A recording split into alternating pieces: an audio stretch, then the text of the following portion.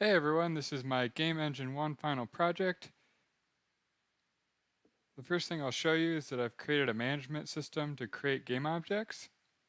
These game objects are added to the Game Object Manager and they are transformed based on their parent. So I parent this game object that I've created to the previous game object and then it rotates around. So there's several instances of all these different kinds of game objects. Each game object controls its state because each game object is a graphics object. So you can see that in here when it sets the state for OpenGL, and then when it leaves, it sets it back for the next person. I have cameras, multiple cameras. So this is the current camera, camera 1, where I'm pressing WASD, W goes forward, S goes back, A goes left, D goes right, Q goes down, E goes up, and then I can also rotate around. So up is rotate up, down, the down arrow is rotate down, right is rotate right, and left is rotate left. So what I can do is switch between multiple cameras. So right now I'm currently on one camera, and now I've switched to a different camera by pressing the 2 button on the keyboard. So this camera has all the same controls as the other camera, and I can move it around to where I want. And now I can switch back to the original camera, so you can kind of see that they're maintaining where they are in space, and I have multiple cameras. So as you can see, most of these textures have, or most of these objects have textures, and I will focus in on one object in particular. So this object is a good example. This has a flat shader, flat texture shader. It's using a shader, so I can change the texture on it. So now it's a rock texture that it's using. I press the 3 button on the keyboard to make the rock appear, and I can change it back to the brick if I want to. And there's also a min. So for each of these textures that I'm loading in, you can control the min and max filters and the clamping wrapping mode. I can show you that quickly. So I've created an enum min filter, mag filter, and wrap mode, which in the texture itself, when it's created, those all can pass through. Right now they're, as you can see, are defaulted to linear and clamp to edge, but they can be set to whatever you would like. And there's also different lighting models, my shaders. So on this cube that we have here, you can see a different shader altogether, the color shader. I press that on the keyboard.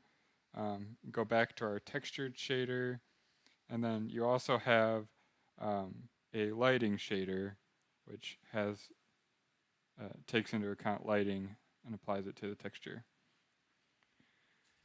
So there are other examples of these shaders. There's this green cube, which also is a constant color, and it's also a shader.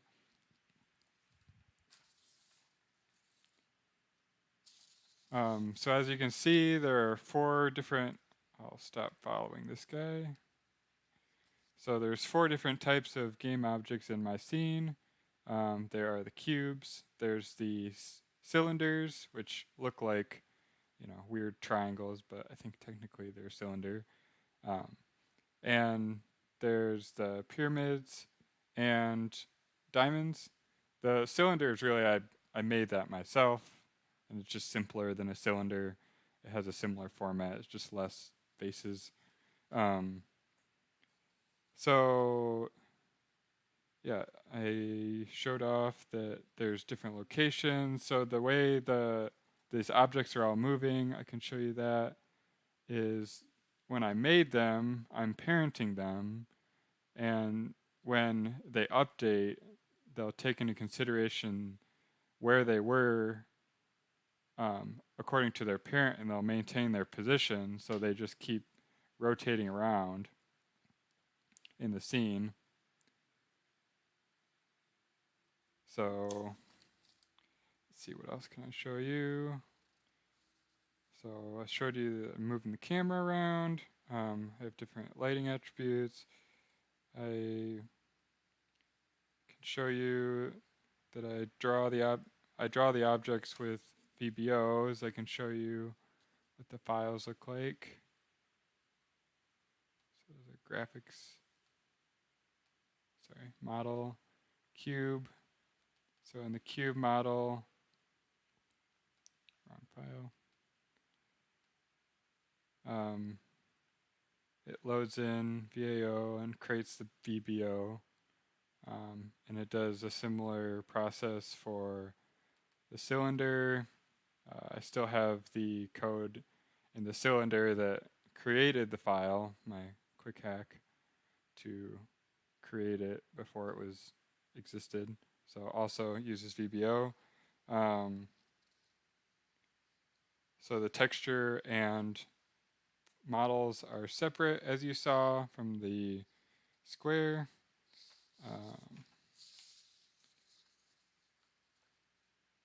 So there's different files for different objects.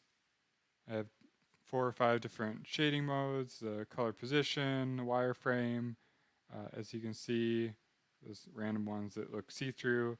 There's color light, there's flat texture, there's texture with lighting. There's a simple texture manager that at the end will destroy itself. So at the end of my game, make sure everything cleans up. So the game object manager unloads all of the game objects, which cleans all those up, and the texture manager cleans all those up.